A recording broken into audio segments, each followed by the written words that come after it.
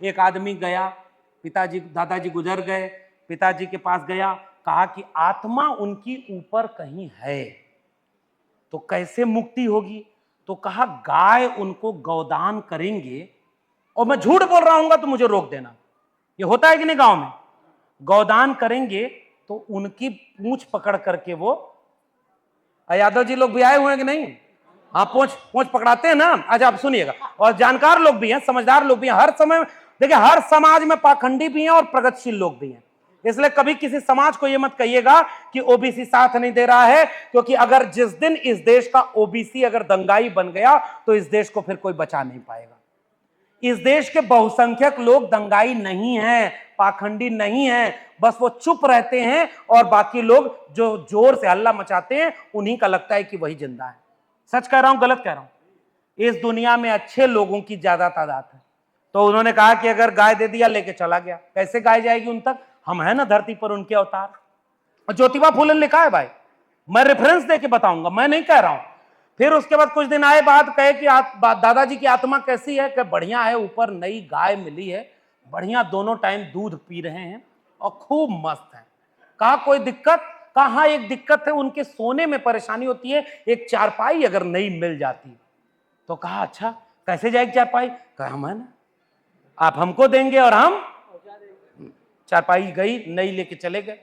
तीसरी बार आए तो कहा दादाजी, कहा एकदम बढ़िया, दोनों बेला अब तो दूध दही घी सब हो रहा है, चारपाई पर बढ़िया सो रहे हैं, नींद आती है, बस थोड़ा बाजार रोज सुबह शाम जाने में दिक्कत होती है, वो साइकिल अगर मिल जाती तो दोनों बेला बाजार कर लेते। जैसे पिताजी धर्म के लिए एकदम डरे हुए आदमी। अच्छा, क्योंकि जिंदा में पिताजी को पूजे नहीं तो मरने के बाद नहीं चढ़ाओगे। उसके बाद जाकर के नई साइकिल लेके देने। तभी अचानक एक बच्चा बीच में, उनका पोता जो था ऐसे ही विद्यालय में पढ़ने वाला, कहा रुको, पिताजी जो आपने गाय साइकिल और चारपाई भेजी वो तो दादाजी तक पहुंची ही नहीं। वो आदमी खड़ा हुआ, कहा कैसे पता तुमको नहीं पहुंची? तो कहा देखो दादाजी ने चिट्ठी लिखी है कि बच्चों तुमने जो गाय भेजी थी, चारपाई भेजी थी और जो साइकिल भेजी थी हमको नहीं मिली। वो आदमी और गुस्से में खड़ा होकर कहा कि ये चिट्ठी तुम्हारे पास किस रास्ते आई है? तो वो बच्चा खड़ा होकर बोला उसी रास्ते जिस रास्ते तुमने गाय भेजी थी, चारपाई भेजी थी और साइकिल भेजी थी। बताओ दुकान बंद हो जाएगी कि नहीं? जिस दिन तर्क होने लगे, एक बार जादू दिखाने वाला गांव में आया। मेरे पिताजी कॉमरेड थे, कम्युनिस्ट पार्टी के नेता थे। जादूगर ऐसे झोले में से मिट्टी उठाया और जमीन से मिट्टी उठा के 2 बार फूफा किया और पैसा बना दिया, 10 रुपए के नोट। उसके बाद जब जाने लगा झोला लपेट करके तो कह रहा सब लोग 10-10 रुपया झोला में डालो। हमारे पिताजी उसका झोला पकड़ के बोले कि जब तुमको मिट्टी से पैसा बनाने की कला आती ही है तो भीख मांग के क्यों गुजारा कर रहे हो? बैठो अभी बनाओ, आधा तुम रखना आधा हमको भी दे दो, तब जाकर के जादू लेके जाओगे। जादूगर झोला उठाकर, आज भी कोई जादूगर बैठा है जो कहता है कि मैं फकीर आदमी हूं, झोला लेके चल दूंगा। हमारे और आपके बच्चों का क्या होगा? बताओ, सच सच बोलो। बैंक बिका कि नहीं? बिका कि नहीं? प्राइवेटाइजेशन हुआ कि नहीं? तो प्राइवेट चीज अच्छी है कि सरकारी चीज अच्छी है? बताइए। सरकारी में नौकरी में ओल्ड पेंशन स्कीम थी कि नई में है? सरकारी में मेडिकल लीव है, चाइल्ड केयर लीव है, मैटर्निटी लीव है, जो बाबा साहब अंबेडकर ने दिलवाया था। महिलाओं को यह बात बताने की जरूरत है कि बाबा साहब अंबेडकर ने child care leave, maternity leave, पे ग्रेड, ग्रेचुइटी, वेतन भत्ता, काम के घंटे कम करना और rupees, problem of Indian rupees लिखा। इसलिए हम डॉक्टर अंबेडकर को सिंबल ऑफ नॉलेज कहते हैं। फर्जी डिग्री लेकर नॉन बायोलॉजिकल नहीं हुए थे डॉक्टर अंबेडकर, अपने दम पर इस देश के नायक बने थे। इसलिए मैं आपसे कहने आया हूं, सरकारी चीज अच्छी है कि प्राइवेट चीज अच्छी है? मेरे गांव में 15 साल पहले 15 लोग सरकारी नौकरी करते थे और एक को कांवड़ ढोने नहीं जाते थे। आज मेरे गांव में 15 लोग कांवड़ ढोने जाते हैं और सरकारी नौकरी कोई नहीं करता, क्योंकि सब बेरोजगार बैठे हुए हैं, नौकरी नहीं है और नौकरी की चिंता तो हमें है नहीं। इसलिए पाखंड और अंधविश्वास में हमको फंसाया जा रहा है। समाजवादियों का नारा हुआ करता था, जिसमें समता की चाह नहीं वह बढ़िया इंसान नहीं, समता बिना समाज नहीं, बिन समाज जनराज नहीं, जो जमीन को जोते बोए। अंबेडकरवाद और समाजवाद की लड़ाई इस देश की 100 साल की है। कि जो जमीन को जोते बोए वो जमीन का मालिक होए, राष्ट्रपति का बेटा हो या चपरासी की हो संतान, टाटा बिरला गरीब का बेटा, सबको शिक्षा एक समान। यह नारा हमारे देश का था, यह आइडिया ऑफ इंडिया का नारा था। सबको शिक्षा सबको काम, वरना होगी नींद हराम। शिक्षा पर जो खर्चा हो बजट का 10वां हिस्सा हो, सबको शिक्षा दे न सके जो, वो सरकार निकम्मी है। और जो सरकार निकम्मी है वो सरकार, क्योंकि सब कुछ सरकार में बैठकर होता है। फर्जी मुकदमा कराना हो या घर घर स्कूल पर खोलना हो, सरकार। इसीलिए मान्यवर कांशीराम ने नारा दिया था, बाबा साहब अंबेडकर के नारे को आगे बढ़ा करके, कि जाओ अपने घर की दीवारों पर लिख दो कि तुम इस देश के शासक हो। लेकिन 90% लोगों, सच बताओ आज हम गुलाम बन गए कि नहीं है? हमारा कहां सरकार है? लेकिन वोट हमारा लेकर के हमारे खिलाफ वहां नियम बनते हैं कि नहीं? किसानों का कानून हमारे खिलाफ, नौकरी 45 साल में सबसे कम है। ये जितने बच्चों को आप अभी लैंप देकर के प्रेरित करेंगे, आप इन बच्चों का इंटरव्यू यहां पर करिए। बच्चे बड़े होकर अभी बोलेंगे कि हमको डॉक्टर बनना है, हमको इंजीनियर बनना है, हमको वकील बनना है, आईएएस बनना है, पीसीएस में जाना है, हमको पुलिस में जाना है। और बच्चे से पूछिए कि इसकी पढ़ाई जहां करने जाओगे उसकी फीस कितनी है। आज उसकी फीस, आज से 10 साल 15 साल पहले जिसकी फीस, इसलिए प्रोफेसर की डायरी पढ़िएगा, इस प्रोफेसर की डायरी में किस्सा मिलेगा। 4000 जिसकी फीस थी आज की डेट में 4 लाख हो गई है। ऐसे बनेगा अंबेडकर के सपनों का भारत? जिसके जेब में 4 लाख रुपया होगा उसी का बेटा बेटी ना डीएम एसपी बनेगा। कोचिंग में एडमिशन देने के लिए पैसा नहीं होगा, घर बेच के दोगे आप। अब तो कोई आपके यहां राज्य में पढ़ा लिखा मुख्यमंत्री होता तो एक आध लैपटॉप बंटवा देता कि जाओ बच्चों लैपटॉप लेके पढ़ाई कर लो। आजकल क्या बंटवा रहा है सब? 5 किलो अनाज, पेट भरा रहे और हमारा गुणगान करते रहो। बताओ 5 किलो अनाज पर गुलाम हो गए कि नहीं?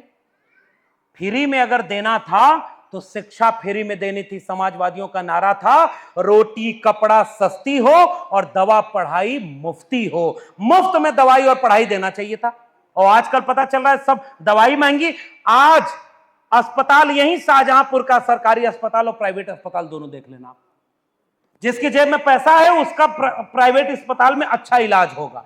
और गरीब अगर आप हैं, खांसी से मर जाइएगा साहब, कोई पूछने वाला नहीं मिलेगा।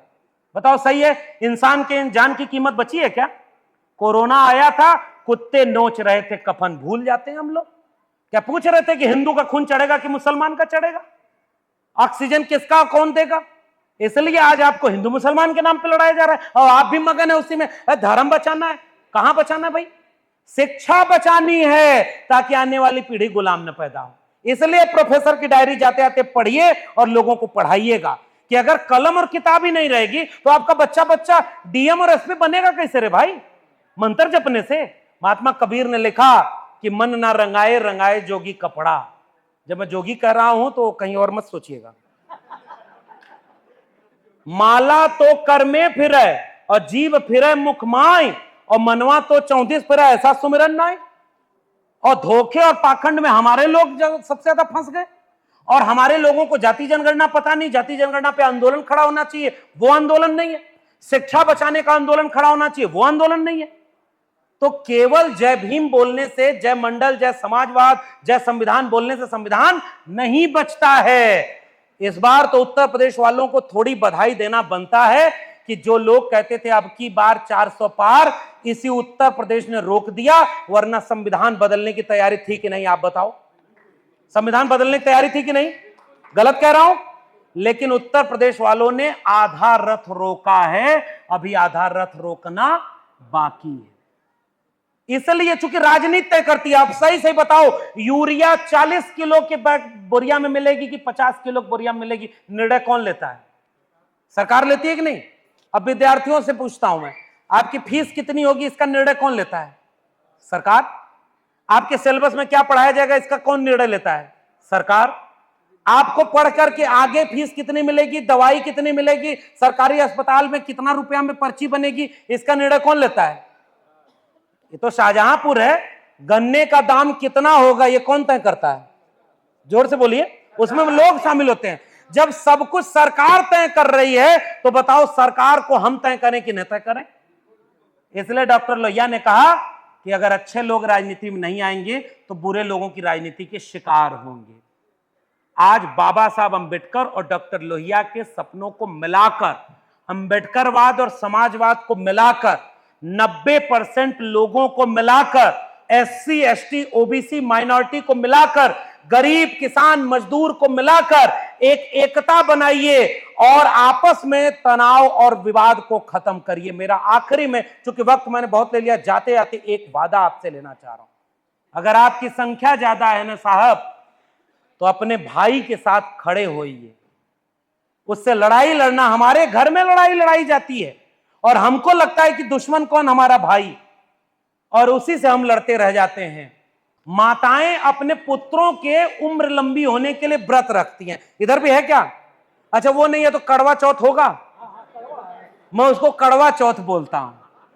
अब उसमें क्या, पति की लंबी उम्र के लिए पत्नी व्रत रखती है। अरे भाई, तो पत्नी की लंबी उम्र के लिए पति काहे नहीं व्रत रखता? अब सोचना है बात ना। एक हमारे मित्र हैं तानसेन जी, बैठे हुए हैं, और इन लोगों का पूरा चेतना की लड़ाई यही थी कि पहले हम सोचे थे कि इस साल से पत्नी का कड़वा चौथ वाला व्रत रुकवा देंगे तो इंश्योरेंस पॉलिसी बंद हो जाएगी, तो हो सकता है कुछ हो जाए। 10 साल हो गया, अब न करवा चौथ का व्रत है और न हमको कुछ हुआ है। हम तो आज भी ऐसे ही हैं। डरा डरा के अपना दुकान चलाया जाता है। डर की दुकान है ये। अगर डरोगे तो डराने वाले और डराएंगे।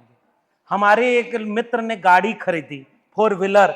तो गाड़ी खरीदने तो सामने एक आदमी आ गया, कहा कि करवा लीजिए इसका। कहे क्या? कहे पूजा। कहे उससे क्या होगा? तो कहे जो बुरी बलाएं हैं वो टल जाएंगी। तो कहा कि अच्छा उसके बाद क्या होगा? कहे कुछ दुर्घटना नहीं होगी, कोई बात नहीं होगी, इससे हम थोड़ा सा आरती पूजा कर देंगे। तो एजेंसी वाले को बुलाया, कहा कि इसका इंश्योरेंस किए हो? तो कहा हाँ। तो कहा कितने का? 25,000 रुपए का, 3 साल का। तो कहा उसको वापस कर दो, इनकी थाली में ही इतनी ताकत है कि अगले 3 साल अगर कुछ होगा तो उसका खर्चा हम इनसे लेंगे। पलट के देखे तो थाली सहित वो आदमी, गारंटी है किसी चीज की? तो जब कोई बात की गारंटी ही नहीं है तो उसके चक्कर में अपना भविष्य क्यों बर्बाद करना? उस पैसे को बचाकर अपने बेटा और बेटी को शिक्षा दिलाइए, कलम किताब दिलाइए, पढ़ाइए, और किसी जरूरतमंद भूखे को रोटी दे देना। उससे बड़े पूजा और उससे बड़ा धर्म कोई नहीं है। और याद रखना, हिंदू मुसलमान के नाम पर वो बांटने आएंगे, तुम इंसान के नाम पर एक रहना। भाइयों बहनों, बुजुर्गों, माताओं, आपसे कह के जा रहा हूं, वो जातियों को जातियों में लड़ाएंगे। मैं आपसे कहने आया हूं कि हाथ से श्रम करने वालों, एक रहना, तभी जाकर के एकता में ही ताकत है। और एक रहोगे तभी आपकी सरकार बनेगी, तभी आपके बच्चों का भविष्य बचेगा, तभी अंधविश्वास और पाखंड से बचोगे। और थोड़ी हिम्मत तो और करना, अगली बार इससे बड़ा कार्यक्रम कराइए, भाषण मत कराइए। और 500 बच्चे जो पढ़ाई में अच्छे निकले उनको मंच पर बुलाइए और उनको माइक पकड़ाइए, उनकी प्रतियोगिता कराइए, उनके फीस किताब कॉपी का जुगाड़ करिए। मुझे लगता है उससे बढ़िया कार्यक्रम और दूसरा नहीं होगा। इसके लिए मैं आपसे जाके कह रहा हूं कि कलम की ताकत क्या होती है। इस कविता के साथ मैं अपनी बात को खत्म करूंगा और बच्चों से कह के जा रहा हूं। भोजपुरी की कविता मुझे बहुत अच्छी लगी। नून रोटी खा के भले जिंदगी बीतैहा। समझ पा रहे हैं? नून रोटी खा के भले जिंदगी बीतैहा, अपने न पढ़ला मगर बचवन के पढ़ैया। नून रोटी खा के भले जिंदगी बितैया, अपने न पढ़ला भले बचवन के पढ़ैया। पढ़ लिख के ही केहू बनल महान बा, और पढ़ा लिखा भैया कलमिया में जान बा। कलम से ताकतवर आज की तारीख में कुछ नहीं।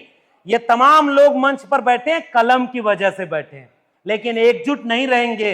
इंजीनियर साहब अभी बैठे हैं और बता रहे थे ऑफिस में आजकल इतना भेदभाव हो रहा है, न प्रमोशन में रिजर्वेशन, न हमें हक मिल रहा है, और लेटरल एंट्री आ रही है। चोर दरवाजे से आरक्षण खत्म, संविधान खत्म, प्राइवेट में सारी नौकरी बांट दिया, 5 किलो अनाज दे रहा है कि जिंदा रहो, और पूरे देश को अंबानी अडानी के हाथों में बेच दिया। आपके घर में बेटी की शादी होने में कर्जे में डूब जाते हैं, और जिन उद्योगपतियों को बांट दिया, पूरा देश बेच दिया कि उसके बेटी की शादी 3 महीना हो रही है। बताइए गलत है कि सही? भारत बटा है कि नहीं? हम गरीबों, कमजोरों, मजलूमों, किसानों, मजदूरों को एक करके इंकलाब के लिए शाहजहांपुर की धरती से ऐलान करते हैं कि आज एकजुट हो जाओ कलम और किताब बचाने के लिए, बाबा साहब के संविधान को बचाने के लिए। ये लड़ाई हमें ही लड़नी पड़ेगी। यार मक्तल से बहरहाल गुजरना होगा। शाहजहांपुर की क्रांतिकारी धरती को इसी शेर के साथ मैं सलाम करते हुए विदा लूंगा कि यार मक्तल से बहरहाल गुजरना होगा, बच गए हम तो किसी और को मरना होगा। सोच के जाना आप। मैंने प्रोफेसर की डायरी किताब लिख दी कि 14 साल बाद एक गोल्ड मेडलिस्ट को नौकरी से निकाल दिया क्योंकि वो उनकी आरएसएस की गुलामी करना स्वीकार नहीं किया, इसलिए नौकरी से निकाला। कल को आपके बच्चे वहां प्रोफेसर बनने जाएंगे, नौकरी नहीं मिलेगी, तब क्या करोगे? खंडहर बनाए जा रहे हैं स्कूल, कॉलेज, विश्वविद्यालय, ताकि आप गुलाम पैदा हो आपके बच्चे। मैं आपसे प्रोफेसर की डायरी लिख करके यही कहना चाहता था, पढ़ना उस किताब को अभी आज जाते हुए लेकर के जाइएगा कि अगर स्कूल कॉलेज में बर्बादी इतनी हुई तो फिर पढ़ेंगे कहां बच्चे? अगर पढ़ेंगे नहीं तो गुलाम पैदा होंगे कि नहीं? तो किसी को तो लड़ना था ना। और इसीलिए मैंने ये लड़ाई लड़ी कि ये लड़ाई अगर हम नहीं लड़ेंगे, और कोई हमारा कसूर नहीं, मेरे लहजे में जी हजूर न था और कोई मेरा कसूर न था, इसलिए मैं जाके कह रहा हूं कि यार मक्तल से बहरहाल गुजरना होगा, बच गए हम तो किसी और को मरना होगा। अगली नस्लों को तबाही से बचाने की खातिर जो भी करना है इसी नस्ल को करना होगा। बहुत बहुत धन्यवाद। जय भीम, जय मंडल, संविधान जिंदाबाद, इंकलाब जिंदाबाद और समाजवाद जिंदाबाद। बहुत धन्यवाद।